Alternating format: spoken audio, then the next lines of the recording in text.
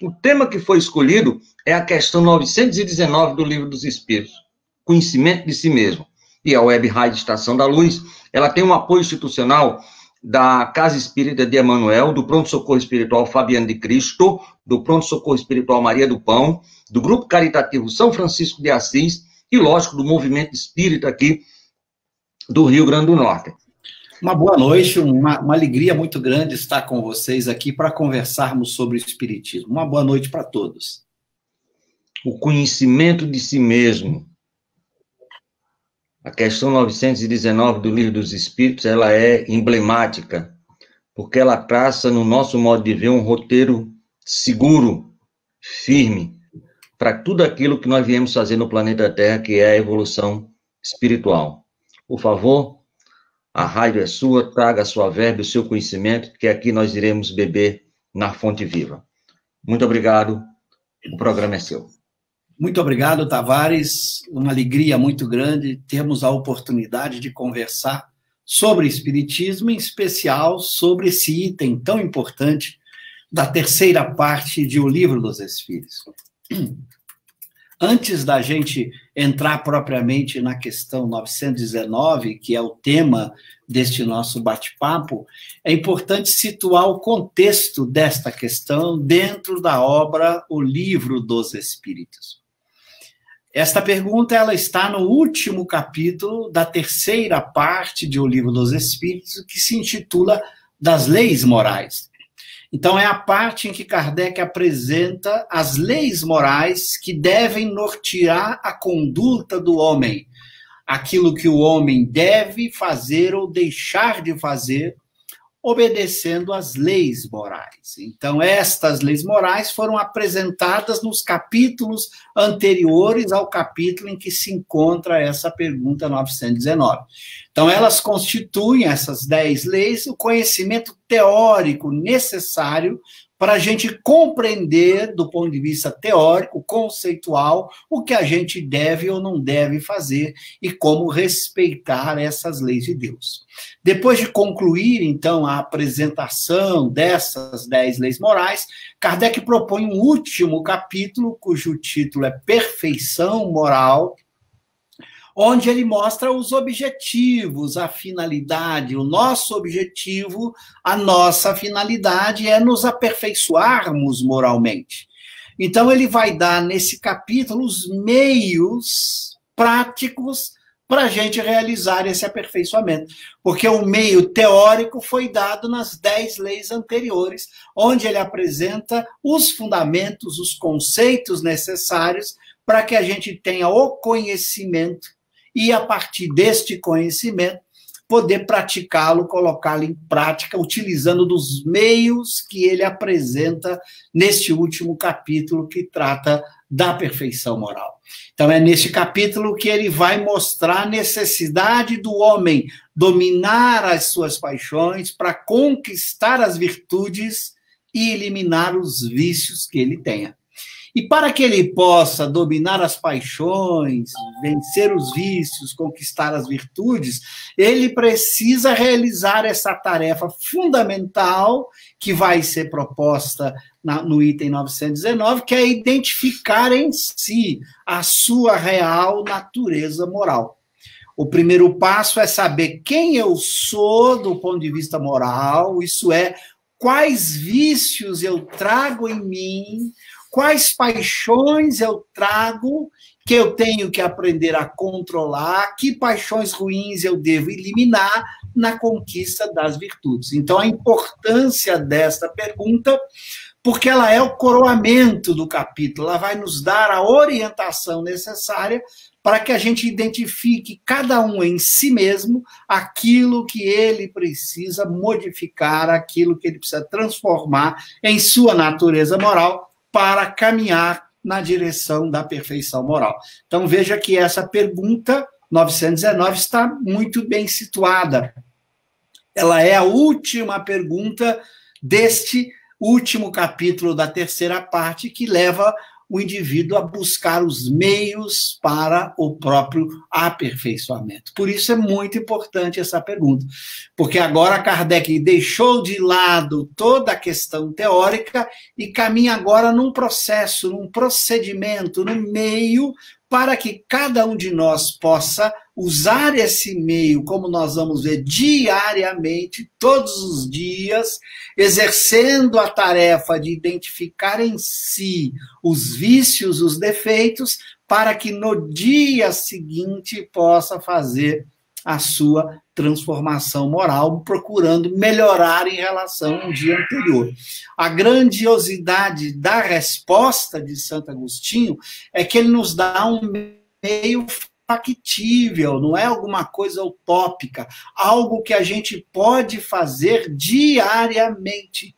Porque, como nós vamos ver, ao explorarmos melhor com as perguntas que serão feitas aí pelo Tavares e por aqueles que estão participando, a gente vai poder explorar mais cada detalhe da resposta que Santo Agostinho deu. Mas um detalhe que eu quero já deixar claro aqui é a importância de que o meio por ele sugerido é um meio diário, que você tem que colocar em prática todos os dias. Por isso ele fala da importância de você examinar no autoconhecimento o dia que acabou de viver, ou seja, toda noite você interroga a si próprio sobre aquilo que você fez no dia que você teve, para identificar os defeitos, falhas, trabalhar para corrigi-los no dia seguinte. E todos os dias você repetiria o mesmo meio, o mesmo processo, identificar o dia que viveu para melhorar o que é possível no dia seguinte. E assim, cada dia você vai dando um passo na transformação de si mesmo. Então, é um processo muito importante e fácil de execução, porque você não vai examinar a sua vida inteira, mas você vai examinar apenas o dia que acabou de viver para fazer os ajustes naquele dia, no dia seguinte. Então, Santo Agostinho, na sua lucidez, nos dá, de fato, um meio que todo mundo pode executar durante 15, meia hora por dia antes de dormir. A pessoa pode repensar o dia que viveu, identificando os vícios, os defeitos, os problemas, para corrigi-los no dia seguinte. Então, esse é um ponto essencial que nós vamos ver desta mensagem extraordinária do Espírito Santo Agostinho ao responder à pergunta 919. Então, eu queria fazer só esta introdução inicial para provocar aí o desejo de juntos dialogarmos sobre essa questão muito bem escrita por Kardec, a pergunta, e muito bem respondida pelo Espírito Santo Agostinho. Com você, então, Tavares, para o nosso diálogo. Maravilha. Valeu as preces de Santa Mônica, né, para o rapaz Agostinho, mas o Rui Baldim, ele pergunta assim, não é uma redundância melhorar a si mesmo e me afastar do mal? É a pergunta do nosso irmão Rui. Na verdade, eu vou aqui aproveitar para... Vocês aí podem abrir a Kardecpédia, quem está nos acompanhando, abre aí no site a Kardecpédia e veja exatamente como foi feita a formulação da pergunta de Kardec para que a resposta fosse dada. Kardec pede aos espíritos um meio prático, mais eficaz, que tem o homem de se melhorar nessa vida e de resistir à atração do mal.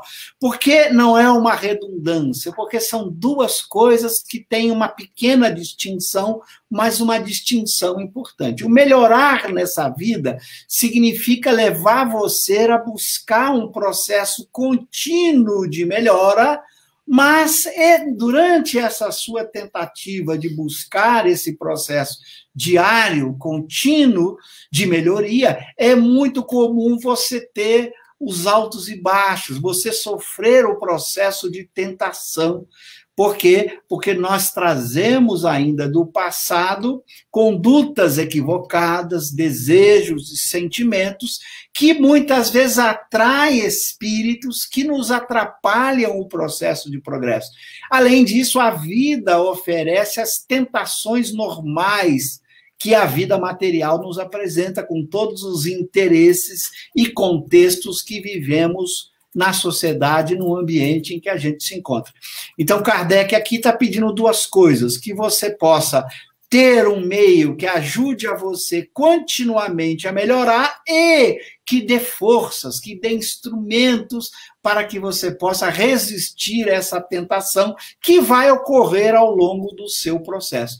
Então, Kardec está pedindo um meio que te auxilia nessas duas direções, que mantém você no caminho do mal e que te impeça, de alguma maneira, você sofrer uma queda momentânea quando você está diante das tentações do caminho que vão aparecer ao longo da sua vida na Terra. Então, por isso a importância de separar, para mostrar que tem que ser um meio que tem uma eficácia de manter você constantemente melhorando e dando você recursos para evitar as tentações que você pudesse sofrer ao longo da caminhada. Então, veja que Kardec foi muito exigente. Ele quer, portanto, que os espíritos ofereçam um meio que não apenas seja o mais eficaz, ele tem que ser meio prático, porque não adianta teoria já foi dada nos capítulos anteriores dessa terceira parte. Ele quer o meio mais eficaz, ou seja, o meio que vai dar da melhor forma possível o resultado pretendido.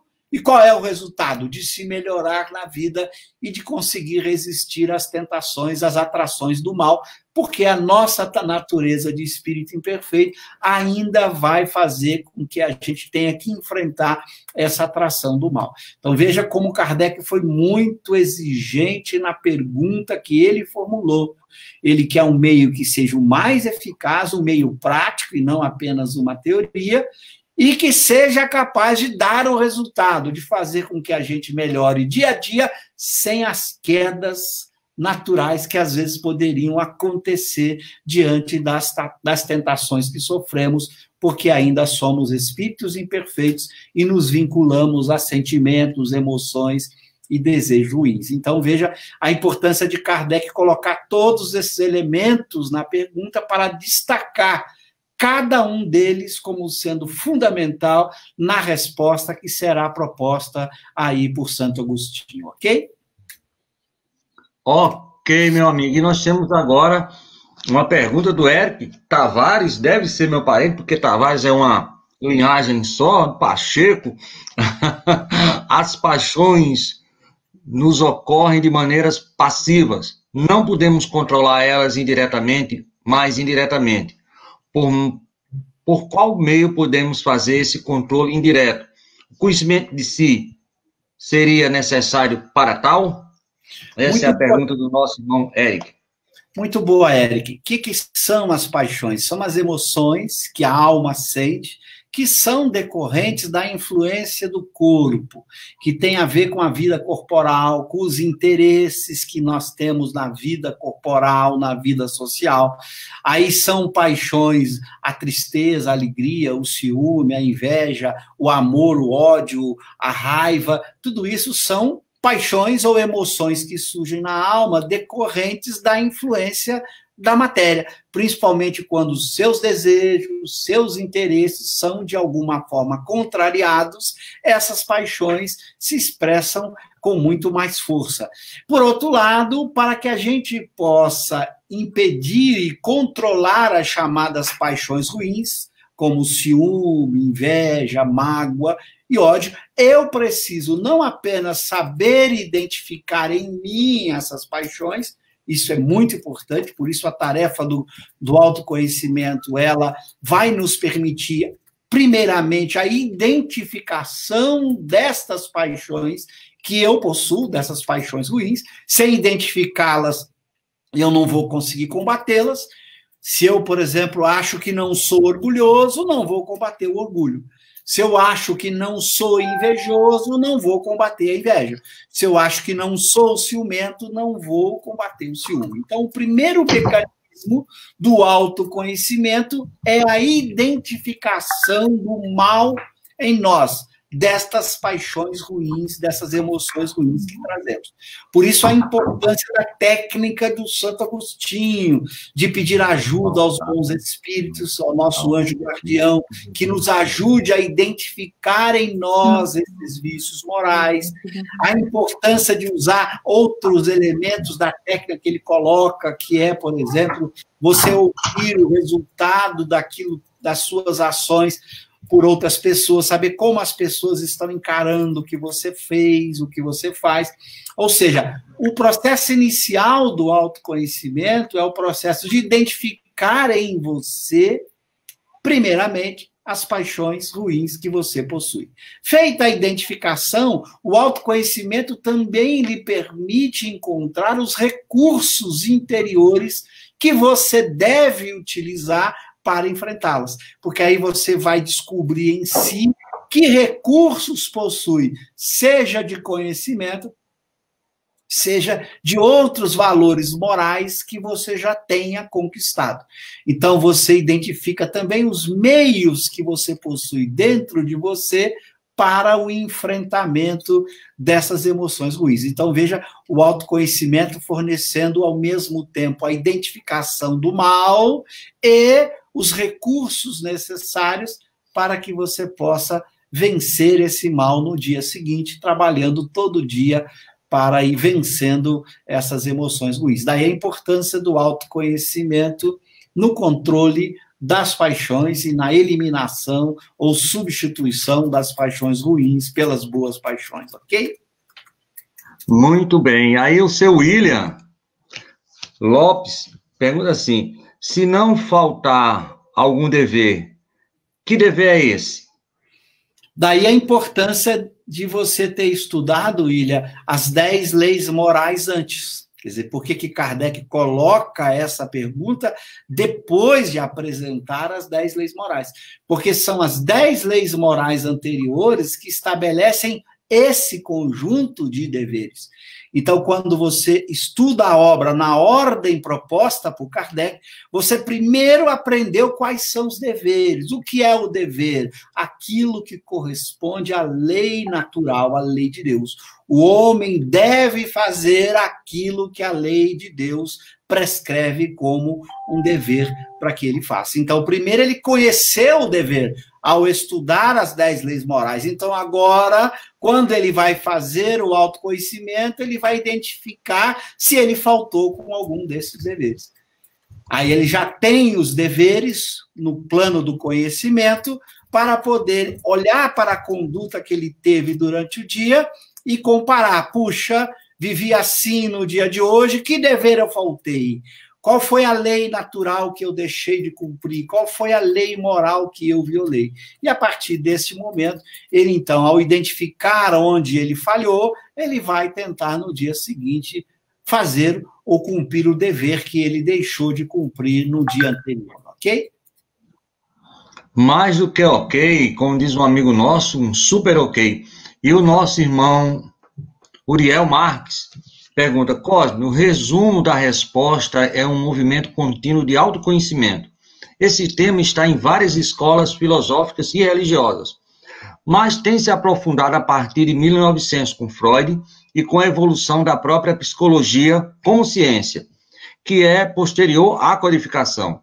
Daria para comentar um pouco sobre o que a doutrina trouxe em relação aos avanços da psicologia moderna? Pergunta o nosso irmão Uriel Marques, meu amigo. Eu acho que o grande avanço que Kardec trouxe foi até anterior a Freud. Eu acho que Freud não aproveitou esse avanço, lamentavelmente, várias correntes psicológicas modernas também não aproveitaram o avanço que foi anterior a eles, a próprio surgimento da psicologia moderna, que foi a demonstração de que não é o cérebro que pensa. Não existe uma mente como propriedade de um cérebro.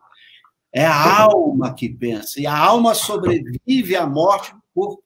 E as paixões são emoções da alma, não são emoções do cérebro. Claro que produzidas por influências da matéria, é óbvio, Por exemplo, se você está com fome, é natural, às vezes, isso interferir no seu humor, na sua emoção, mas você sabendo que é uma alma imortal, e Kardec foi quem teve a capacidade de provar que somos uma alma imortal, mas, lamentavelmente, a psicologia seguiu por outra direção. Ela acabou se tornando uma psicologia materialista, onde o próprio Freud, por exemplo, vai defender que o livre-arbítrio é uma ilusão, que não tem livre-arbítrio. Por quê? Porque, sendo a mente um produto do cérebro, como eu não controlo as reações bioquímicas do cérebro, eu não sei que tipo de pensamento vai brotar na mente, porque vai depender de reações bioquímicas que possam estar acontecendo no cérebro. Ou seja, Freud vai contra qualquer proposta de liberdade e livre-arbítrio. Por quê? Porque você não controla a causa da mente, que é o próprio cérebro. Então, por isso eu acho que acabou indo para um caminho muito diferente do caminho proposto por Kardec, que é o caminho de levar a sério, com todas as suas consequências, a tese de que somos uma alma imortal, que vivemos antes, que trazemos emoções, sentimentos, conhecimentos, tendências instintivas de outras existências, que os vícios ou virtudes não fazem parte apenas desta existência, não depende apenas de como vivemos na infância, do que aconteceu conosco no útero materno, na educação no lar. Isso é parte do processo, mas não é nem a parte mais importante, porque a parte mais importante é a experiência pretérita da alma que viveu antes, que cultivou virtudes, vícios e conhecimentos, e que traz consigo o resultado de toda a experiência vivida em vidas anteriores. Então, lamentavelmente, a psicologia seguiu por um caminho que eu acho bastante equivocado. Em algum momento, ela vai ter que cair a ficha e voltar a considerar o trabalho admirável de Kardec e dos Espíritos, quando mostram que nós somos uma alma imortal, não somos uma tábula rasa que depende de um cérebro de reações químicas, mas somos uma alma imortal anterior a este corpo e posterior a este corpo. E, é claro, sabemos que o corpo influencia, mas essa influência não é a causa mais importante para o processo de controle das emoções, das paixões,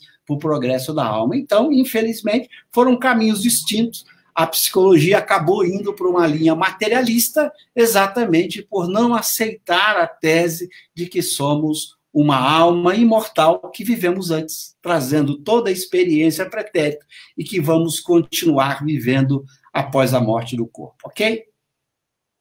Mais do que ok, meu amigo. E agora o nosso irmão Tavares, o Eric, volta a perguntar: a utilização da prece é um meio de conhecimento de si, tendo auxílio do nosso anjo guardião, dado que por nosso orgulho podemos errar na nossa autoavaliação? A prece é importante, meu amigo Cosme?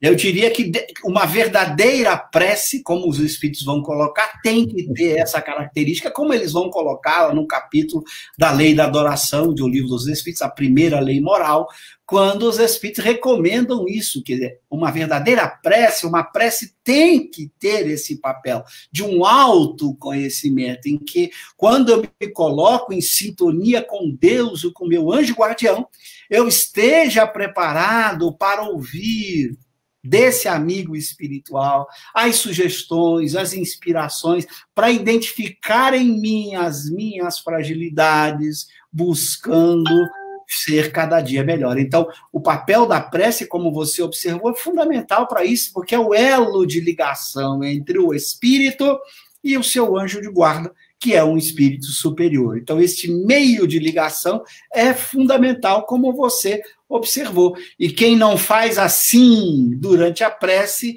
precisa melhorar a sua própria oração, fazer com que a oração permita identificar primeiramente em si aquilo que ele precisa melhorar, antes simplesmente de apenas pedir ou de agradecer. Ele deve aproveitar a prece para ser um processo de identificar em si mesmo aquilo que ele precisa para crescer, para avançar, ok? Ok, é aquela prece que o André Luiz fez, né, naquele momento sublime em que ele foi ajudado lá no umbral, né? A prece feita com amor. Aí a pergunta vem agora do Rui. Como reconhecer cada uma das paixões em nosso mundo íntimo? Muito boa. Esse é o desafio do autoconhecimento, Rui. É por isso que não tem uma sugestão simples, a não ser essa que o Santo Agostinho dá. Ela é simples como meio, mas cada um tem que aprender a fazer isso por si só. Não tem como a gente dizer, olha, você faz assim. Você faz o que o Santo Agostinho te recomenda, pela prece, pela oração, examinar o dia, pedir ajuda ao anjo guardião para identificar aquele sentimento. Porque é muito comum, por exemplo, se a gente é ciumento, achar que não é ciumento. Se a gente é orgulhoso, achar que não é orgulhoso. Se é invejoso, achar que não é invejoso. Então, o processo significa olhar para dentro de si, ver como a sua conduta interfere nas pessoas que estão ao seu lado, como as pessoas observam você, falam de você, prestar atenção na opinião daqueles que não gostam do indivíduo, o indivíduo tem que prestar atenção, ouvir o inimigo, como diz Santo Agostinho, os comentários que são feitos, que pode ter um fundo de verdade, pode ser que a gente está dando motivo para que as pessoas não gostem da gente, para que as pessoas nos tratem e nos chamem de invejoso, de orgulhoso, de egoísta. Então, a gente precisa estar aberto a ouvir as críticas alheias, que é o processo de fazer essa identificação que o Santo Agostinho nos apresenta. Quando eu olho para o meu dia, falo, oxa, como é que eu vivi hoje? Olha, aquela pessoa, minha esposa, minha filha, o meu amigo ficou aborrecido hoje comigo, disse aquilo, ficou irritado, ficou triste. Nesses momentos, você começa a refletir, o que eu fiz para deixar aquela impressão, para produzir aquele ambiente ruim? Então, é um esforço de você fazer essa análise. Claro que conhecer um pouco também as características essenciais desses vícios também ajuda. Saber um pouco o que é inveja, o que é o ciúme, o que é a mágoa, o que é a raiva, o que é o ódio, também lhe ajuda a fazer essa identificação. Mas mais importante é como o Santo Agostinho está dizendo, veja o resultado da sua ação. Veja como os amigos, os conhecidos, as pessoas queridas, os inimigos, as pessoas do ambiente de trabalho, aquele dia que você viveu, qual foi o resultado que você deixou naquele dia? Como as pessoas se sentiram? Quais foram as reações que elas tiveram à sua conduta, à sua ação? Então, ao fazer isso e ter a coragem, a humildade de olhar para si, para tentar identificar isso. E na dúvida, como disse Santo Agostinho, perguntar sinceramente ao seu anjo guardião, eu fui egoísta hoje? Eu fui ciumento hoje? Me pareceu que eu fui? Olha, e você vai ter a ajuda desse espírito especial que certamente vai fazer você pensar no contexto e te ajudar a identificar que naquela ação você foi grosso, você foi grosseiro, você foi egoísta, você foi orgulhoso, você agiu com prepotência, com arrogância. Então, você vai conseguir identificar isso. É um processo individual. Cada um tem que aprender a fazer isso, criar a própria estratégia, seguindo essas orientações aqui gerais do Santo Agostinho. Cada um tem que aprender a fazer. É um processo de autoaprendizagem, em que você vai descobrindo por si mesmo como identificar esses vícios morais que você traz desde vidas anteriores, ok? Ok, nós temos aqui a pergunta do nosso irmão, deixa eu só ir aqui. O Vinícius, vamos botar aqui para que todos possam ver, ele acha interessante, na metodologia de Santo Agostinho, a utilização de perguntas para conhecermos a natureza e o móvel de nossas ações. Agora é preciso a perseverança, não Cosme? Como agir para virar um hábito saudável, né? Oi, Vinícius, você observou duas coisas importantes na resposta de Santo Agostinho. Tem tantas, mas você observou também duas importantes. A primeira é a forma da pergunta. Porque quando você pergunta, você pede a si mesmo uma resposta. Por isso, a forma interrogativa, ela desempenha um papel importante no autoconhecimento. Se eu viro para mim mesmo e pergunto, fui egoísta hoje naquela ação que eu vivi, naquela situação ali que eu vivi com a mulher, com os filhos, com o amigo, com os colegas de trabalho? Quando você pergunta, fui egoísta hoje, você vai ter que dar uma resposta. Então, veja como a forma interrogativa tem uma força, porque você vai ter que dizer, fui ou não fui? E, na dúvida, você ainda pode perguntar ao seu anjo de guarda, será que fui egoísta naquele contexto? Será que fui ciumento? Então, veja que você percebeu, e Kardec, no seu comentário à pergunta 919, ele fala exatamente uma das questões que ele observa, esta forma interrogativa, como sendo essencial para que você dê uma resposta. Então, esse é um ponto inicial. E também te vai criando um certo ordenamento. É algo que vai criando uma ordem no seu processo de aprendizagem, porque você tem que responder essa pergunta, agora outra, agora mais uma. Ou seja, você não fica com a mente vazia, livre, porque é muito comum, quando o indivíduo resolve fazer o autoconhecimento, ele chega à noite, ora, começa a orar e já dormiu. Vai dizer o assim seja até depois que já dormiu, porque ele não consegue, ele vai deixando, vai relaxando. Com a pergunta, não. Quando ele faz a pergunta para si mesmo, ele vai ter que dar uma resposta.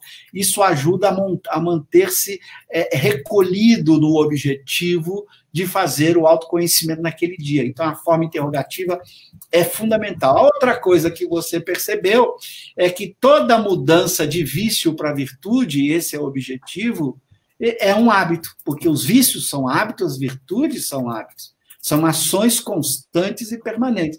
Daí porque essa tarefa de autoconhecimento ela tem que ser diária, permanente.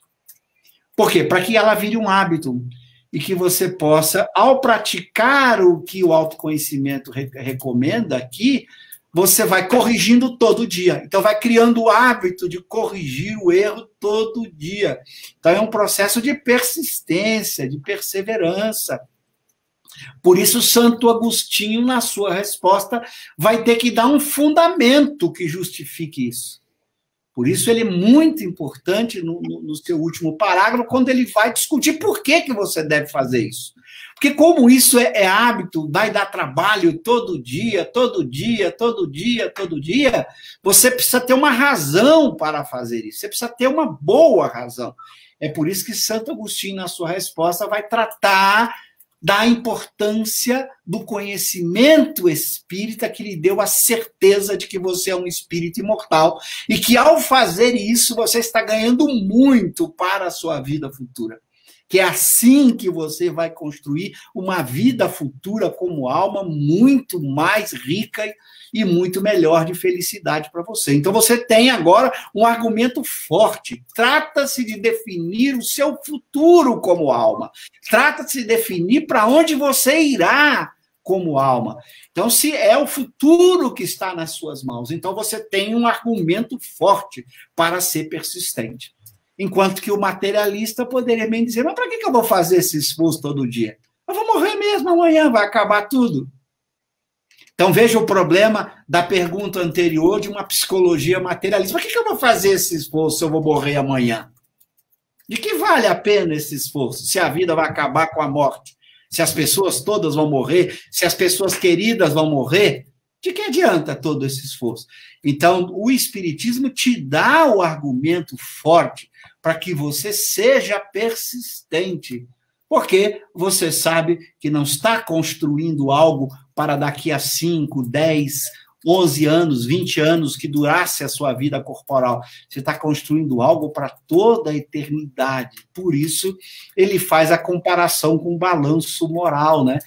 Com o balanço material. É mais importante fazer esse balanço da vida moral do que você cuidar da vida material, que vai acabar daqui a pouco. Não que a vida material não seja importante, é mais importante.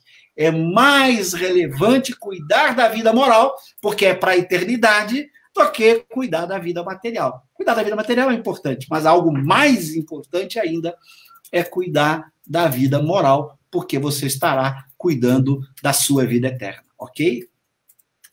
Ok, meu amigo. E nosso irmão Delcio Norberto pergunta assim: sempre ouvimos falar, não é bem uma pergunta, é quase uma afirmação. Ouvimos falar sobre homens virtuosos. O Espiritismo oferece ferramenta para identificarmos uma ação virtuosa. Gratidão. Nosso Isso irmão. mesmo. O Décio lembrou muito bem. O Espiritismo nos dá, porque, primeiramente, o Espiritismo reforça aquilo que alguns filósofos das virtudes já haviam identificado, que a virtude é uma ação no bem, mas desinteressada. Então, a ação no bem pode não ser virtuosa se ela tiver algum interesse, algum ganho por trás dela.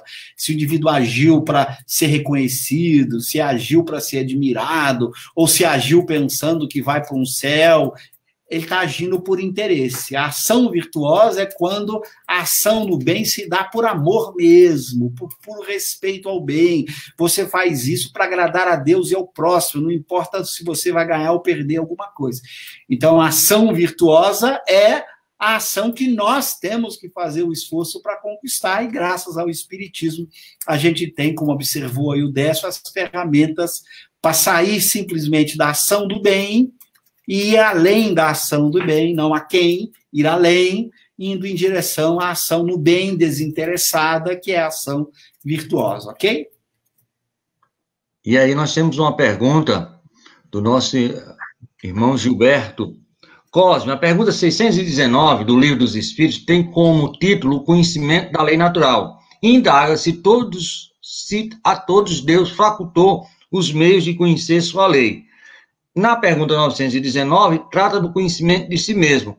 Qual a relação entre esses conhecimentos? Muito boa a questão colocada. Primeiro, a gente tem que observar que, sendo Deus a inteligência suprema, ele é uma inteligência. Como o espírito também é um ser inteligente, daí a característica fundamental.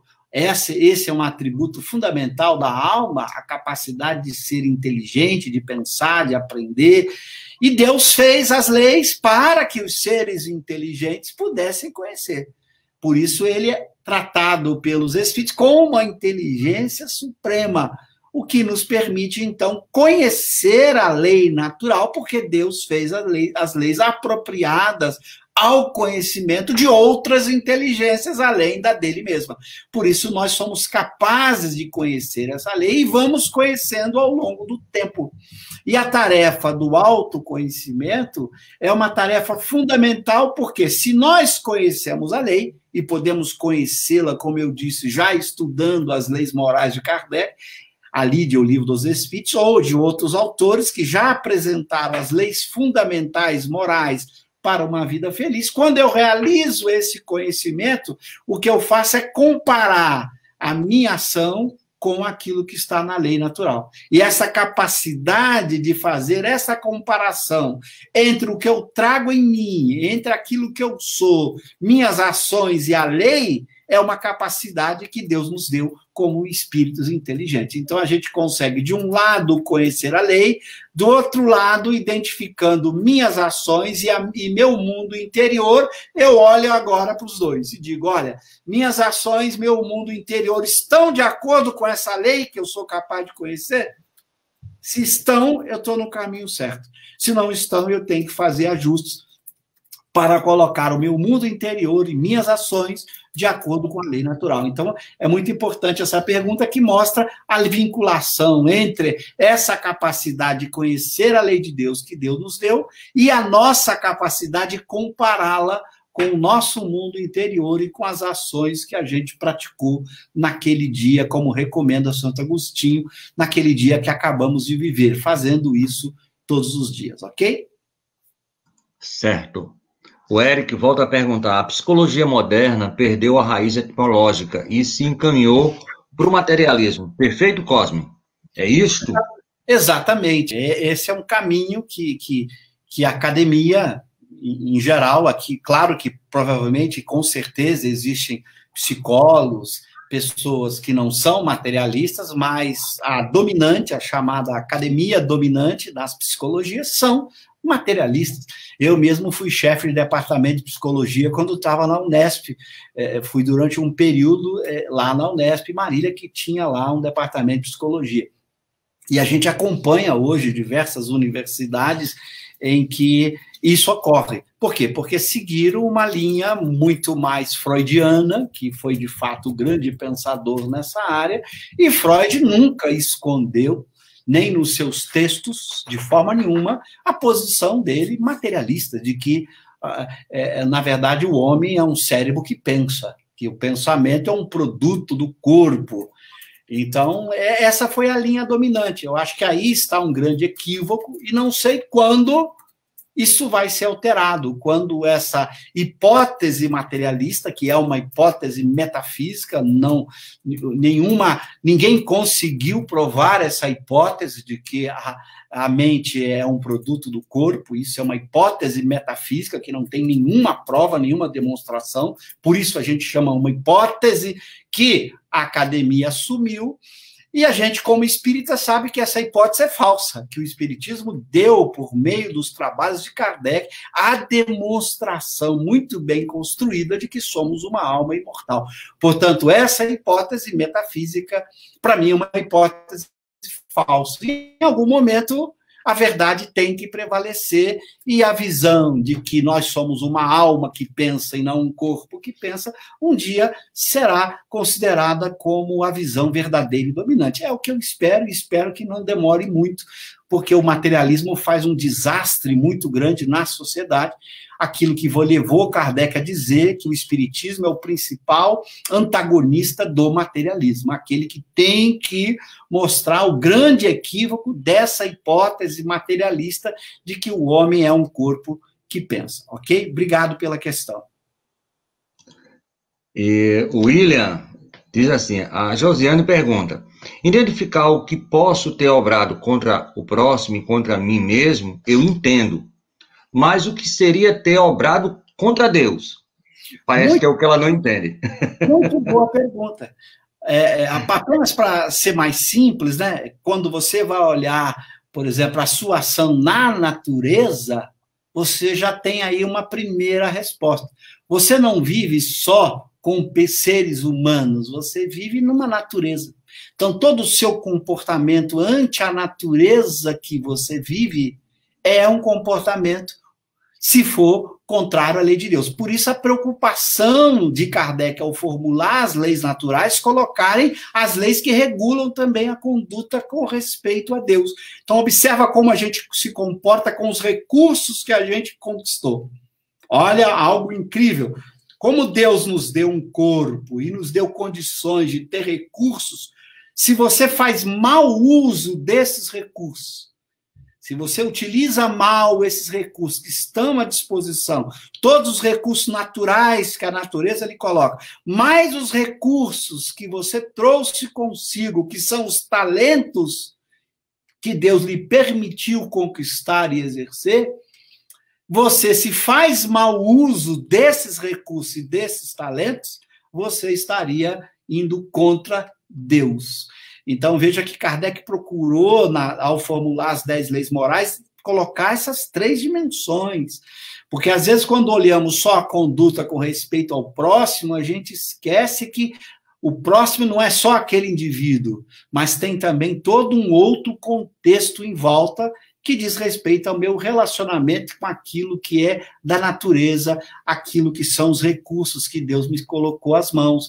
Se eu deixo de praticar também a lei da adoração, que é um dever fundamental, se eu deixo de entrar em sintonia com Deus para ter as melhores inspirações e ter condições de fazer o melhor, eu estou indo contra, porque se Ele me deu esse recurso poderoso de, ao usar os meus recursos, eu tenho a orientação de como fazer os melhores usos possíveis, que a prece me dá isso, eu estou também indo contra Deus, eu estou deixando de cumprir uma lei tão importante, porque muitas vezes a gente tem dificuldade de agir, de fazer o melhor, porque a gente não recorre a essa lei tão importante, lei da adoração, que a gente esquece de pedir ajuda, orientação, força de Deus para fazer o melhor de nós. Nesse momento, nós estamos indo contra Deus, porque estamos deixando de fazer o melhor uso possível dos recursos que ele nos colocou à disposição, ok? Muito bem. O nosso irmão Francisco Bigode é lá da Califórnia. Ele pergunta: essa pandemia seria um sinal dos tempos, indicação de uma data marcada da transformação do planeta para regeneração? Estaria aí o começo dessa regeneração, meu querido Cosme? Penso que não, até porque se a gente recorre à geração nova, lá na obra Gênesis, os tempos são chegados, na obra Gênesis, Kardec deixa claro que esse processo de evolução, de transformação do mundo, é um processo muito longo e que já teria começado bem antes do Espiritismo. Então, é um processo que já começou há um bom tempo atrás, com a encarnação dos grandes missionários em todas as áreas do conhecimento humano, que vieram fazer revoluções ao longo lá de todo o iluminismo, que vieram revolucionar a capacidade de pensamento, de ciência, de filosofia, que trouxeram renovação no pensamento sobre liberdade, respeito ao outro, estabelecendo os direitos humanos, combatendo preconceitos. Então, é um processo que já vem há muito tempo e ainda vai demorar ainda um bom tempo. Então, é um processo longo, não tem um momento específico, uma doença como esta ou qualquer outra, nós já estamos vivendo com isso, a gente não para pensar. Quantas pessoas morrem de dengue? Quantas pessoas morrem de várias outras doenças?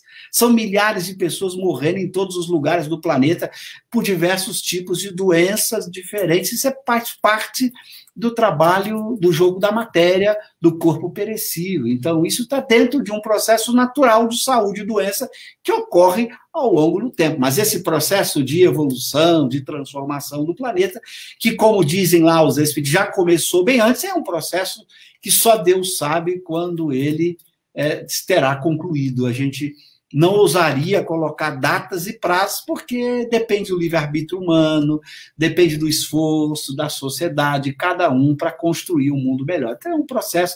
Eu vejo essa pandemia, como outras que já tivemos, e como várias doenças que às vezes as pessoas não falam, as diversas doenças que já existem há muito tempo e que matam milhares de pessoas por ano no mundo inteiro. Então, é um processo natural de vida e morte. Daqui a pouco isso passou, e daqui a pouco virá outras doenças, outras epidemias. Isso faz parte de um processo natural da vida. Vida e morte estão sempre juntas o tempo todo, ok? Muito bem. Nós temos aí o Uriel de novo. Ele pergunta assim: a reflexão que Santo Agostinho propõe é um movimento intelectual, e ali ele orienta a rogar a Deus e ao anjo guardião para que nos esclareça a identificação. Então, temos que aprender a ouvir essa resposta. Como evitar se laridificar com o intelecto ligado o tempo todo e não conseguir ouvir as orientações do alto? Olha, Uriel, é praticando que você vai descobrir como funciona. Se você todas as noites orar, olhar o seu dia, pedir o anjo de guarda e se abrindo, você vai descobrindo como dar espaço para ouvir a orientação. Isso é um processo de educação que você faz por treino. Então, quem pratica isso todo dia vai aprendendo a ouvir e não apenas a falar mentalmente, ou seja, não apenas ficar ele próprio ouvindo os próprios pensamentos, mas dando um espaço para que outros pensamentos surjam e a saber prestar atenção neles. Allan Kardec costuma dizer que principalmente aqueles pensamentos que surgem sem que você concordasse, que às vezes são diferentes do que normalmente você pensaria. Então, saber a prestar atenção nisso, ouvindo esse anjo de guarda. É um processo de treino, viu? Não é alguma coisa que você conquista sem treinar, é como nadar. Por mais que uma pessoa possa dar orientações, e se você não cair na piscina e começar a fazer os treinos, você não adquire o jeito. Aqui é também, você tem que pegar esse jeito de, por meio da prece, por meio do diálogo, aprender a dar espaço a esses pensamentos que o anjo de guarda lhe vão sugerir. E que nem sempre serão diretos, a ponto de você identificar. Você vai identificá-los muito mais pela qualidade, pelo conteúdo deles, do que propriamente por uma terceira voz, ou por uma segunda voz, que você ouvisse e você identificasse. Agora eu vou parar e vou ouvir meu anjo de guarda. Não é assim o processo. Você vai aprendendo a identificar muito mais pela qualidade, pelo conteúdo e por aquilo que você realmente pensa. Você vai ver como, às vezes, vai muito além do que você, naquele momento, sozinho conseguiria chegar. Então, o que eu posso dizer para você é: pratique, que você vai descobrir. Eu pratico isso há muitos anos e fico surpreso com, às vezes, as respostas que eu escuto. E, às vezes, eu não escuto aquilo que eu gostaria de ouvir, não. Esse também é um outro elemento. Às vezes, não bate com o que você gostaria. Às vezes, você gostaria de ter uma concordância e o que vem para você é algo que, às vezes, lhe chama atenção. Então, é um exercício. Tem que ir praticando e não precisa ser médium no sentido ostensivo ou específico da palavra para ter isso. Kardec deixa isso claro. Ouvir o anjo de guarda, todos os espíritos podem ouvir, tá? Dessa forma que eu estou falando, nem muitas vezes não é nem direto, como se fosse uma segunda voz, mas você capta o pensamento dele misturado com os seus, e você vai aprendendo a valorizar nesta mistura aquilo que você deve considerar como sendo o mais importante. Então, é um exercício, pratique, treine, que você sozinho vai descobrir exatamente como fazer, como prestar atenção nas ideias que lhe são sugeridas, ok? Certo. O Hélio, ele, não é uma pergunta, ele diz assim: é sempre muito bom ouvir o Cosme, perseverar no esforço de criar hábitos no bem, é uma tarefa hercúlica, lembrando aí os 12 trabalhos de Hércules, né? É verdade, Hélio, exatamente porque, como espíritos imperfeitos que somos, nós cultivamos durante muitas existências os vícios, alimentamos esses vícios. Então, você imagina, a gente foi alimentando a inveja durante muitas existências. Então, diante do sucesso alheio, diante do crescimento do outro, isso às vezes incomoda o invejoso. O invejoso olha o crescimento do outro e se sente incomodado, que é típico da inveja. Então, nós fizemos isso durante muito tempo, porque a gente sempre viu no outro, ao longo da história, um competidor, alguém que está tomando o nosso espaço, alguém que pode impedir que a gente cresça mais, que a gente se desenvolva mais. Como olhamos para o outro como um inimigo, isso tem a ver com a própria vida corporal, ao longo das diversas encarnações em mundos corporais, em que, na luta da sobrevivência, o homem passou a olhar o outro como um problema, como um competidor a ser enfrentado, não aprendeu a olhar para si mesmo como o problema. Ele tem que combater a si mesmo e não ao outro. Como a gente se habituou a sempre achar que o problema são os outros, como vai dizer alguns filósofos, como o Sartre, os problemas são os outros, a gente tem muita dificuldade de vencer esse hábito de sempre achar que os outros são o problema e não nós. Então, a inveja nasce disso. A gente se incomodou tanto com o sucesso alheio ao longo de muito tempo. E é difícil agora, diante do sucesso alheio, a gente não se sentir incomodado, e que muitas vezes esse incômodo leva o indivíduo invejoso a denegrir o outro, a falar mal do outro, a tentar tirar o tapete do outro, a atrapalhar o sucesso do outro. Nós vemos, por exemplo, para citar um exemplo bem concreto, para que vocês me ouvem, o exemplo da política. A política é praticamente alimentada pela inveja. Veja se um político elogia o outro se for de outro partido. Veja se um político procura ver o bem nobre do outro concorrente. Não, ele vê defeitos. É uma cultura em que a gente, ao invés de buscar dar as mãos para que todos cresçamos, a gente se incomoda com o sucesso alheio. Isso é próprio da inveja.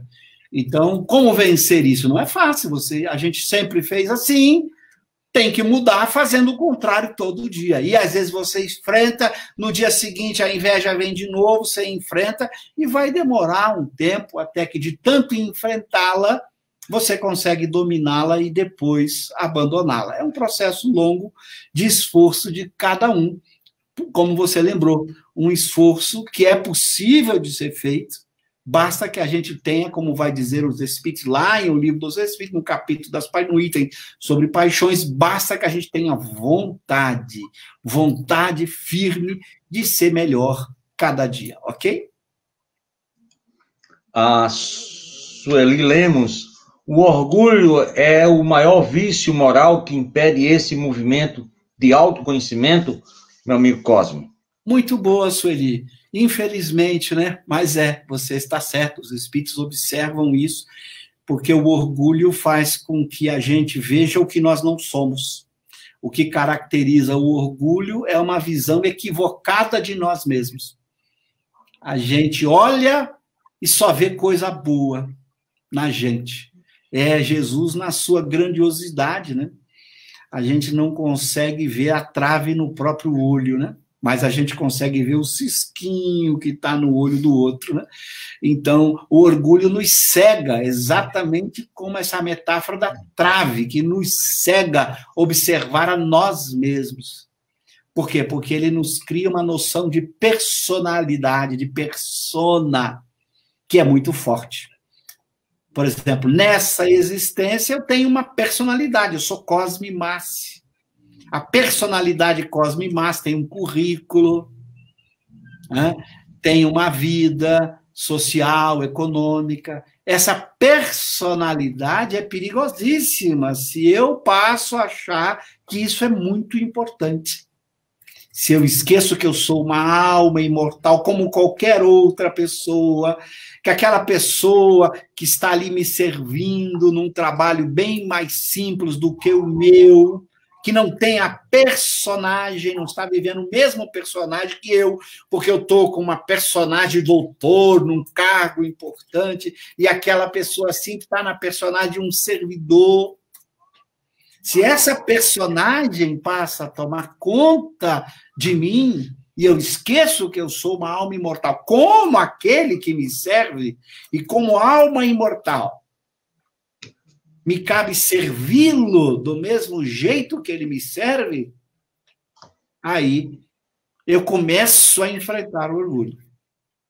Da importância que Santo Agostinho coloca da gente enfrentá-lo, porque é ele que nos impede no autoconhecimento. É ele que deturpa a nossa forma de olhar para nós mesmos. E é claro, se eu olho para mim mesmo de forma equivocada, com essa trave, eu deformo a minha visão do outro. E aí eu passo a achar o outro menos importante que eu. Por quê? Porque no personagem há importâncias diferentes entre personagens na vida corporal. Entre quem manda e quem obedece, quem tem um título, quem não tem, quem é rico, quem é pobre, são personagens. Então, se esses personagens me dominam, eu tenho uma visão equivocada do eu genuíno, da alma, daquilo que eu sou. E esta visão equivocada me impede de identificar em mim os vícios. E aí a gente fica acreditando no personagem. Aí o indivíduo desencarna achando que ele é doutor depois da morte, que ele é um rei, que ele é uma rainha, que ele é um ex-presidente, um ex-CEO de uma grande empresa, ele acaba se iludindo com os personagens que ele viveu. Daí o perigo, né? O perigo de não conseguir enxergar para si, identificando o ciúme, a inveja, a mágoa, o ódio, a raiva, o desamor, o egoísmo, o orgulho. Tudo isso impedido por esse vício que você lembrou bem, esse vício que deforma a nossa imagem de nós mesmos, porque faz a gente acreditar demais no personagem, esquecendo que todos somos iguais perante as leis de Deus, porque somos todos espíritos imortais, ok? Muito obrigado pela questão. Cosme, o Valdomiro ele faz duas observações. Acho que o amor é algo mais poderoso. E em seguida ele diz o seguinte: se você não amar o próximo, a ação não acontece. Muito bom, Valdomiro. Na verdade, se você não ama o próximo, até você pode fazer o bem, mas não está sendo virtuoso, né? Que como a gente observou na pergunta anterior, o objetivo do amor, desse sentimento por excelência, é fazer com que você pratique a lei de Deus desinteressadamente, por amor, e não para ganhar ou perder alguma coisa. Sem amor, a gente até pode fazer o certo, cumprir a lei, mas não seremos virtuosos, não daremos o salto na escala espírita, porque aprendemos a agir apenas por interesse. E amanhã, uma tentação forte do caminho pode contrariar o nosso interesse, e a gente deixa de fazer o certo, porque a gente não tinha conquistado o amor. Se a gente conquista o amor, a gente vai conseguir fazer o certo, mesmo que os interesses sejam contrariados. Mesmo que eu perca, eu continuarei fazendo o certo, porque eu desenvolvi esse sentimento de excelência que você lembrou aí, de amor, que Jesus coloca de uma forma especial, ok? Maravilha. O Décio volta a perguntar: como podemos entender a autoridade da doutrina espírita lá no controle universal do ensino dos espíritos, que está na introdução do livro dos Espíritos? Abraço a Cosme e a Lilian. Um grande abraço, Décio. Essa é uma questão importante. Kardec, lá no Evangelho, como você lembra, explica esse critério da concordância, e ele resume esse critério em dois princípios, e como o nosso tempo é curto, é importante frisar apenas o primeiro dos meios, que, no meu entender, é o mais importante do controle universal, que é a análise racional de toda a comunicação que venha dos espíritos. Isso é algo fundamental no critério do controle. Não aceitar um pensamento que esteja contra a lógica, contra a razão, contra o conhecimento já adquirido e bem fundamentado. Por isso, Kardec coloca a importância de se analisar tudo que venha, porque os espíritos nada mais são do que as almas dos homens, diz Kardec. Tem espírito de todos os níveis, e o nome não é garantia da superioridade de um espírito, porque lembra Kardec no capítulo da identidade dos espíritos, que há falsários no mundo espiritual como usar na Terra. Há espíritos que não têm nenhum escrúpulo em assinar nomes de grandes espíritos. Então, a gente nunca pode confiar na assinatura, a gente tem que examinar o conteúdo da mensagem. Por isso, Kardec coloca a importância da razão, do conhecimento, da lógica, do bom senso, de comparar com o conhecimento já bem estabelecido, antes de aceitar um pensamento qualquer que venha dos espíritos. Daí porque eu costumo, vocês que me acompanham, sabem usar a metáfora do catar feijão. Uma mensagem, um livro, um texto ditado pelos espíritos é como um saco de feijão. Você vai ler usando da lógica, da razão, comparando com aquilo que está bem fundamentado na obra de Kardec, e vai separando. Esse aqui é um feijão bom, você come e fica com ele. Esse aqui é um feijão bichado, você deixa de lado. Isso aqui é uma pedra, algo que contraria a lógica, algo que contraria a ciência, que está bem fundamentado, algo que contraria a ciência espírita, é uma pedra. Então, você pode pegar esse saco de feijão e aproveitar o que tem de bom, sem fazer índex, sem falar mal de quem escreveu a mensagem, sem agredir ao autor da mensagem, porque senão você estaria faltando com a caridade. Quem agride o outro, seja um homem ou seja um espírito, quem ofende o outro, seja um homem ou seja um espírito, você está faltando com a caridade. Então você cata feijão. Aí você extrai aquilo que é bom de uma mensagem, separando aquilo que é ruim. E assim você vai aprendendo a comer bons feijões. Porque mesmo espíritos imperfeitos têm bons feijões misturados numa mensagem com coisas ruins. Eu costumo dizer, se espírito imperfeito não pudesse dar alguma coisa de boa, eu ia encerrar aqui já essa live e dizer para vocês, ó, vai todo mundo embora para casa, porque o Cosme é um espírito perfeito, se eu não posso deixar algo de bom para vocês, então vamos encerrar essa live aqui, vocês estão perdendo o tempo de vocês. Então, mesmo nós, espíritos imperfeitos, às vezes em nossos textos, em nossas palestras, em nossos artigos, a gente tem coisas boas misturadas com outras coisas. Por isso que catar feijão é até uma recomendação de indulgência para com nós mesmos, que é a recomendação da caridade. Indulgência para com as faltas alheias, porque todos nós, espíritos imperfeitos, precisamos de indulgência. Então, indulgência é para com o indivíduo, para com a pessoa, não é para com o texto. Com o texto, rigor da lógica, da busca da verdade. Tem um errinho, esta frase, esse parágrafo está mal, deixa de lado. Esta frase, esse parágrafo está bom, fica com ele. Então, com o texto, todo o rigor da lógica, mas sem faltar com a caridade para com o autor do texto, ok? Muito bem. Nós temos aqui uma pergunta relativamente grande, que é do Nertan Jucal, que fez a prece. Ele diz: o Espiritismo, conforme foi anunciado, tem que determinar a transformação da humanidade. Claro que este efeito ele só poderá produzir melhorando as massas, o que se verifica gradualmente, pouco a pouco, em consequência do aperfeiçoamento dos indivíduos. Que importa crer na existência dos espíritos, se essa crença não faz aquele que tem se tornar melhor, mais benigno, indulgente, para com os semelhantes, mais humilde, mais paciente na adversidade. De que serve ao avarento? Então, ele está perguntando basicamente isso. Se esse conhecimento, se você continua sendo avarento, continua não sendo benigno, isso vai servir para alguma coisa no futuro ou na vida atual? Muito importante, aliás, esse texto aí que ele coloca de Kardec é um texto muito importante. A gente só vai mudar a humanidade quando a maioria dos humanos ficarem melhores. Não vamos esperar uma sociedade melhor milagrosamente, como se alguém pudesse dar um soco na mesa, baixar uma lei, uma ordem e o mundo mudar. Há muitas pessoas que acham que vão mudar o mundo pelas leis. Chegou uma lei e o mundo se transformou. Se fosse tão fácil assim, as leis humanas em muitos países são muito boas. E daí? Nós só vamos mudar a sociedade quando os homens mudarem. Nós só vamos fazer uma transformação social definitiva quando os homens praticarem a lei de Deus. Deixarem de ser menos egoístas, procurarem ser mais caridosos, praticar o bem, ser menos gananciosos, abandonar a violência, a raiva, o ódio.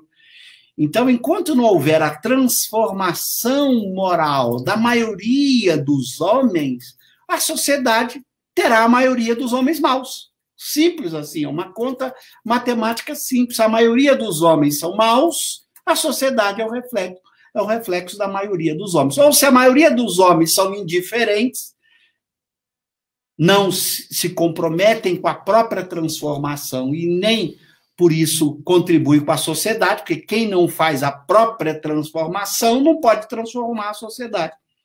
E nós vemos aí, por exemplo, na sociedade se falar em corrupção, quando muitas vezes nós, na nossa vida pessoal, somos desonestos. Então, não faz sentido, eu só vou mudar a sociedade quando eu mudar primeiro a mim mesmo, introjetar em mim a lei moral, vivê-la no dia a dia, e quando isso for acontecendo com todas as outras pessoas, quando a maioria viver a lei de Deus, se transformar moralmente, nós vamos construir uma sociedade muito justa, uma sociedade sem violência, sem miséria, uma sociedade em que os homens colaboram entre si, não competem entre si. Então, isso só vai acontecer o dia que a gente fizer a transformação moral em nós, em primeiro lugar. Discurso não é suficiente. Discurso ajuda, porque às vezes você não se transformou, mas você fez o discurso e o outro aproveitou o discurso. E o outro cresceu com o discurso. Olha, palmas para ele. Como vai analisar Kardec quando ele vai discutir a questão daquele lá no Livro do Espírito, daquele indivíduo que não aproveita o ensinamento que prega. Ele deixou de colher os frutos da árvore que plantou. Ele vai se arrepender de não ter colhido os frutos. Mas outra pessoa pode ter colhido os frutos. Então, o discurso é necessário, mas ele não é suficiente. Nós precisamos, além do discurso, da divulgação do pensamento espírita, de levar Kardec para o mundo, nós temos que praticar Kardec, viver Kardec, porque, como eu digo, viver Kardec é viver Jesus na sua mais completa pureza. Então, esse é o nosso desafio. Levar, fazer o discurso, pregar, mas, acima de tudo, vivê-lo, fazendo a transformação, primeiro em nós, para que os outros, inclusive, possam até valorizar o discurso, sabendo que se o discurso fez bem para aquele que viveu, eu também vou tentar vivê-lo, porque deve fazer bem para mim. Então, por isso, esse texto que foi lido aqui é um texto importante. A gente só vai haver transformação da humanidade quando a maioria das pessoas passarem a viver moralmente. E não há outra solução. Eu considero que qualquer outro caminho que não seja da transformação moral dos indivíduos não vai dar certo. Nós vamos sempre viver com desilusões, à espera de que alguém chega e mude o mundo, que alguma legislação, que algum sistema econômico, político vai resolver o problema. Não vai, se nós não fizermos a nossa transformação moral. Porque é essa transformação moral que vai fazer com que o indivíduo, quando virar político, seja um grande político, quando virar empresário, seja um grande empresário, quando for um operário, um trabalhador, seja um operário e trabalhador moralizado. Ou seja, quando cada um introjetar em si esta moral estabelecida por Jesus e explicada de forma tão clara por Kardec, nós não vamos transformar a humanidade, serão todas propostas utópicas, que cedo ou tarde a gente vai se desiludir, vai chegar à conclusão de que não deu resultado, porque a causa do mal está dentro de cada um de nós. Enquanto não eliminarmos esta causa, o mal vai continuar sendo produzido, os efeitos do mal estarão onde o indivíduo que vive o mal está. Então, sem eliminar as causas, os efeitos vão continuar aparecendo, ok?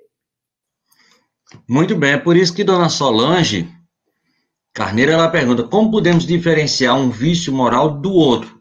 Por exemplo, o orgulho e a arrogância. Como diferenciá-los? Alguns vícios decorrem de outros?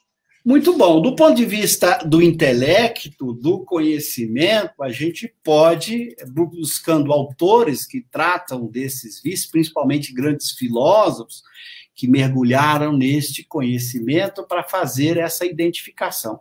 Mas eu diria que essa identificação, como os filósofos tentam fazer, ela ajuda, mas ela não é absolutamente necessária. O importante é que você identifique esses vícios, que reconheça neles algo ruim, e você os combata. Não há uma necessidade de você ter tanta precisão para saber a diferença entre orgulho e arrogância, entre orgulho e vaidade. Embora vários filósofos procuram dar elementos de distinção. Por exemplo, para alguns filósofos, a diferença entre o orgulho e a vaidade é que a vaidade é o orgulho com plateia, que exige público. O sujeito não é vaidoso isolado, quietinho numa ilha. Para ser vaidoso, ele tem que ter outras pessoas, ele precisa, de alguma maneira, ser visto por outros. Então, alguns filósofos definem que a vaidade é o orgulho que pede aplauso, de alguma maneira. Mas você não precisa ter essas distinções tão precisas na filosofia para fazer a transformação. Claro que se você é estudioso, gosta de entender essas diferenças entre as paixões, diversas paixões e os vícios, é um prazer intelectual, é muito legal, isso inclusive pode lhe ajudar, mas eu diria que não é condição absoluta para isso, como a gente vai encontrar Kardec mostrando de pessoas simples, com poucos preparos intelectuais, que com a vontade firme de fazer o bem, de ser útil, de servir, vencem seus vícios muito sem saber identificar essas diferenças entre orgulho, arrogância, vaidade ou qualquer outro. Eu diria que os vícios são sempre tristes, as virtudes são sempre alegres, Por isso, o grande filósofo Spinoza, materialista, panteísta, dizia que o amor é sempre alegria. Então, uma das formas de você saber de um vício é perceber que o vício sempre é algo que lhe incomoda, gera dentro de você, se você perceber, uma certa tristeza, uma manifestação da tristeza, porque você, de alguma maneira, não está feliz.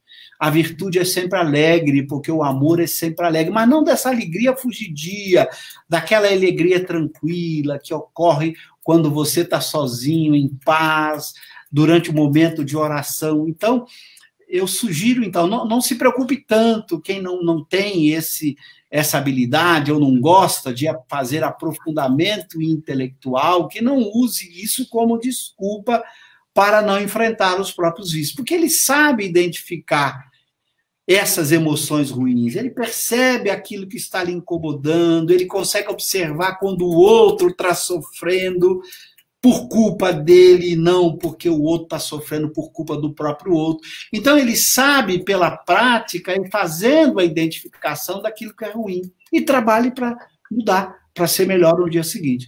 Então, eu diria que não é tão importante para a transformação moral como o Kardec mostra. Exemplos de pessoas que, com vontade firme, com a ajuda do anjo guardião e se empenhando, é capaz de vencer esses vícios, mesmo não tendo distinção intelectual, conceitual, precisa entre esses diversos termos que caracterizam os vícios, ok? Obrigado pela questão. Muito bem. O Francisco de Góes volta a perguntar: é preciso ter formação acadêmica em filosofia para podermos entender o Espiritismo como foi trazido por Kardec e os espíritos superiores? Muito boa a pergunta do Francisco, né? Essa pergunta é importante para que todos nós reflitamos a partir dos próprios fatos, né? Como Kardec narra, por exemplo, na Revista Espírita, dos operários de Lyon analfabetos, que conheceram o Espiritismo e deram exemplos do que é ser espírita. Então, pessoas que sequer sabiam ler.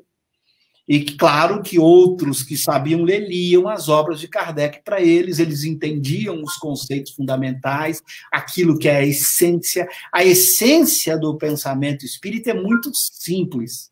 Qualquer pessoa é capaz de entender.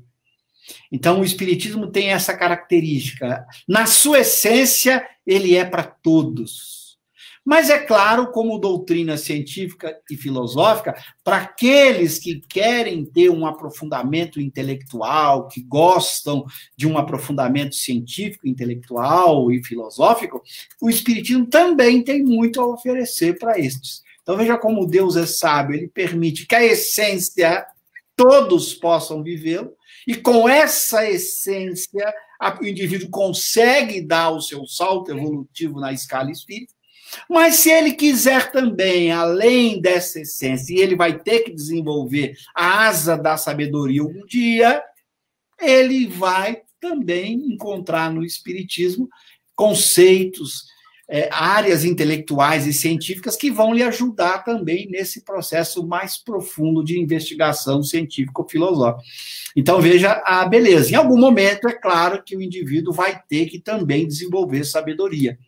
Mas não significa que, para viver a essência do Espiritismo e se transformar num espírito muito melhor, ele não precisa desse conhecimento de forma nenhuma. Ele pode dispensar isso, mas em algum momento, depois desta fase, ele vai perceber a importância de estudar as ciências, as filosofias, porque para ser espírito superior, ele vai precisar muito mais do que ter vencido seus vícios, de ter conquistado virtudes, ele vai precisar também de conhecimento, de habilidades intelectuais.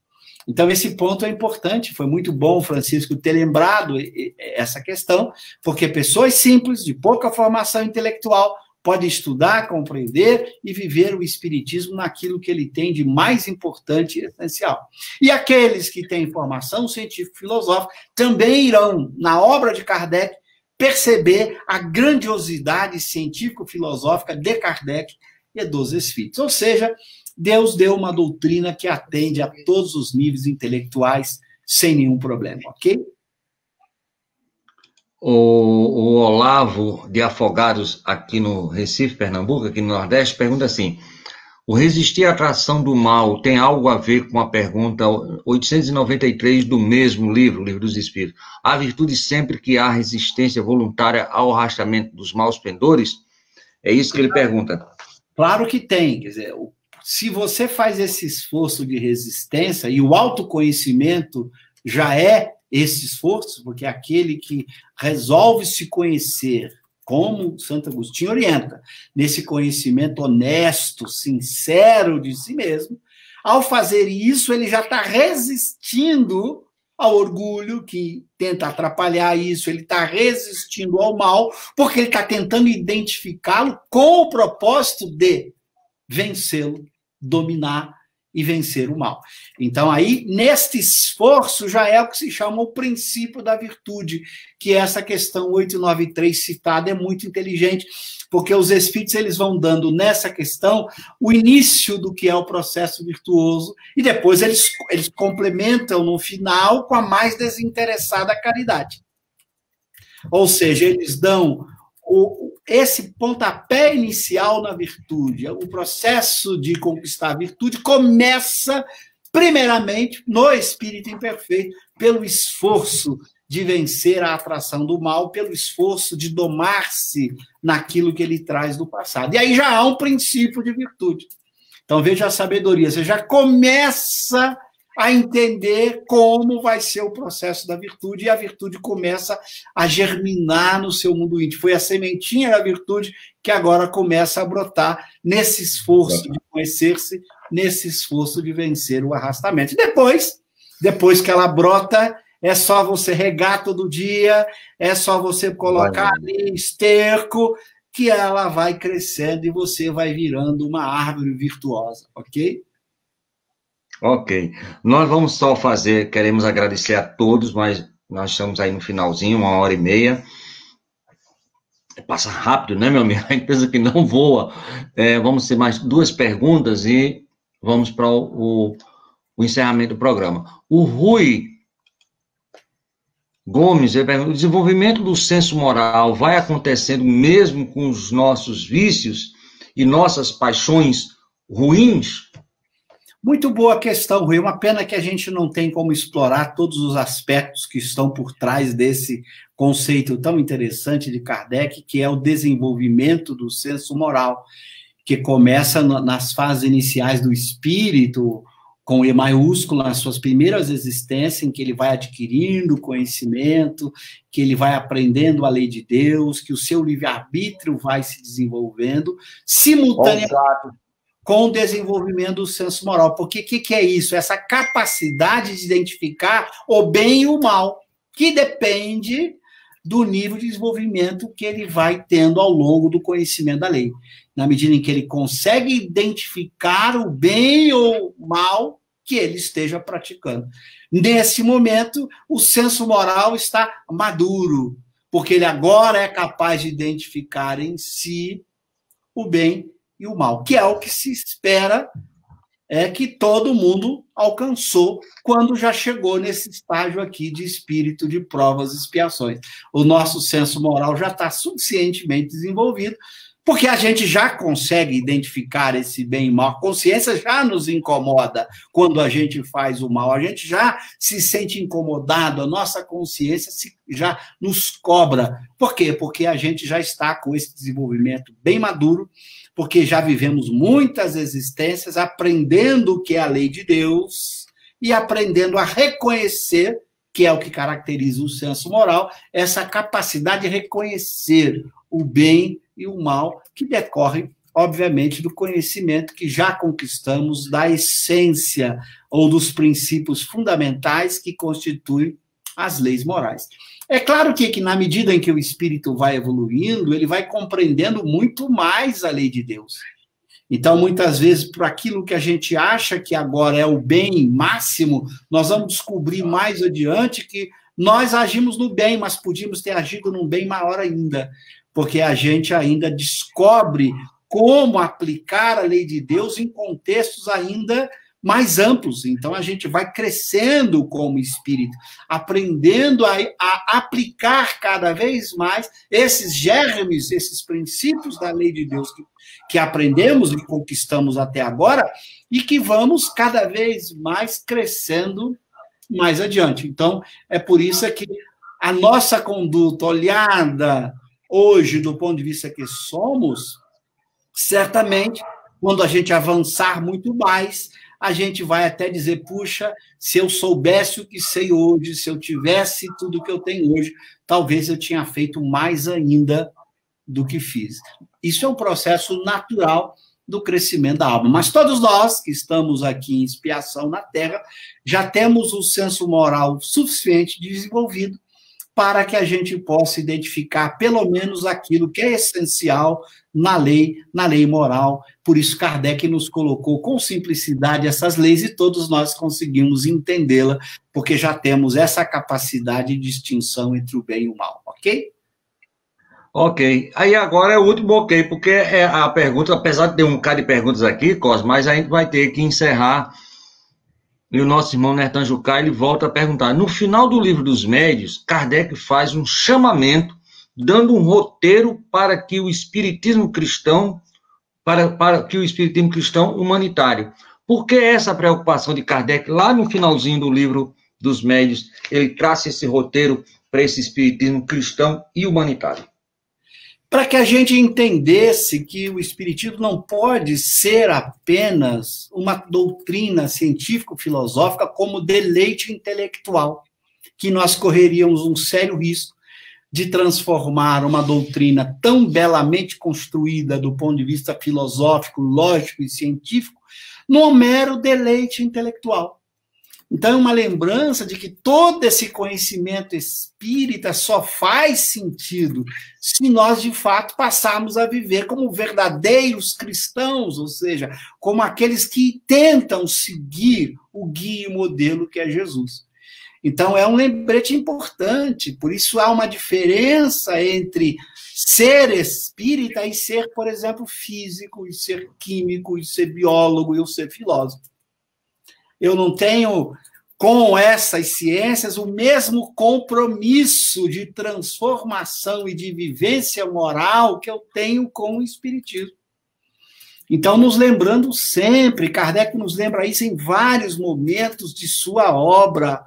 O espiritismo não é só para deleite intelectual, não é só uma doutrina lindíssima do ponto de vista teórico, do ponto de vista conceitual, não é só uma das mais belas filosofias que responde às mais importantes questões da existência que nenhuma outra filosofia foi capaz de responder. Ele não é só isso, ele é muito mais que isso, porque ele exige de cada um de nós esse esforço de transformação moral. Então, é Kardec lembrando para que a gente não vire apenas um filósofo que discute textos, artigos, que critica, que examina, que sabe responder perguntas filosóficas, que sabe responder perguntas científicas no que diz respeito ao espiritismo, que a gente dê o passo além disso, para a gente não correr o risco de não comer a fruta da árvore que Deus plantou.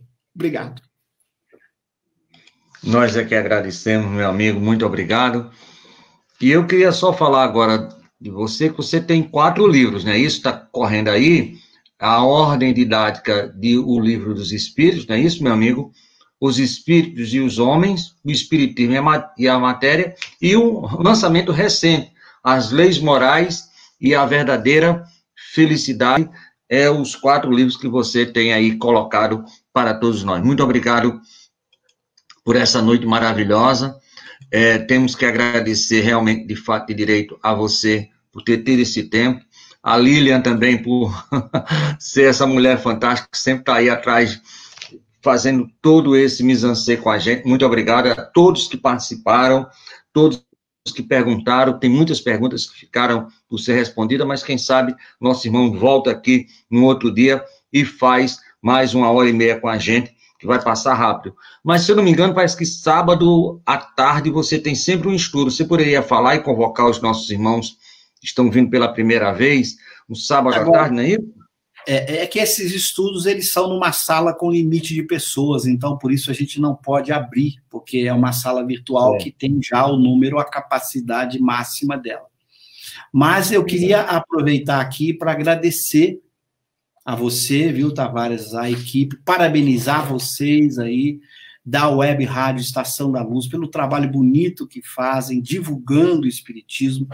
Que Deus continue dando forças a vocês para que vocês nunca parem esse trabalho e continuem levando essa luz tão importante do Espiritismo para iluminar tantas consciências, para fazer com que as pessoas possam aprender e viver o Espiritismo. Então, vocês estão de parabéns pelo trabalho, que não falte recursos, que Deus dê força, saúde e recursos para que vocês continuem nesse trabalho. Queria também agradecer a tantos amigos que aqui participaram, a tantas perguntas inteligentes, o carinho de todas essas pessoas para conosco. Eu me sinto muito feliz, eu e Lília, por estarmos aqui, por recebermos tantos carinhos e tanta atenção de vocês, e até a atenção para aguentar a gente aí durante 1h30, vocês estão de parabéns, e obrigado pelo carinho, pela indulgência de vocês para com os nossos defeitos, para com as nossas faltas, muito obrigado, e que a gente possa continuar juntos aí, estudando, divulgando e principalmente botando em prática essa doutrina maravilhosa. Obrigado, um grande abraço a todos, que Deus nos abençoe.